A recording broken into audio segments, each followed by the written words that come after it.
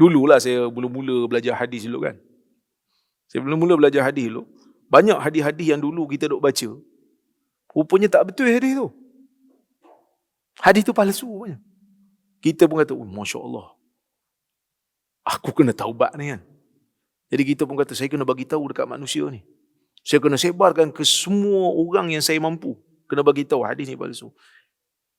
Simple calculation. Kita kata benda ni palsu. Tak betul. Kita ingat benda tu mudah. Rupanya tak semudah itu.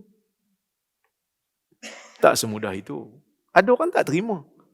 Pasal apa dia tak terima? Dia kata lama dah kita buat ni. Takkan salah kot. Ada orang terima dengan positif. Saya pernah jumpa satu orang dulu. Waktu tu saya balik cuti lah. Saya cerita kat dia. Saya kata, benda ni, hadis ni palsu. Hadis ni palsu. Lepas tu dia kata, betul ya?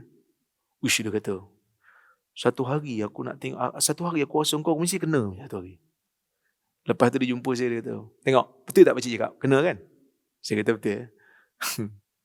Kan? Waktu saya pernah pergi tazkirah tarawih dulu dekat satu negeri. Saya bagi tahu sebab imam dia duk baca malam ni kalau tarawih dapat pahala apa. Tuan-tuan, malam ni malam yang kesekian-sekian, kita kalau tarawih malam ni dapat sekian-sekian punya pahala. Masa tarawih tu saya bagi tahu lah, masa tazkirah tu saya kata, tuan-tuan, yang tuan-tuan bagi umum tu hadis palsu. Tak ada hadis. Tapi yang baca hadis tu okey. Ada jemaah tak setuju. Sebab dia pun dah tampai kat belakang ikut malam.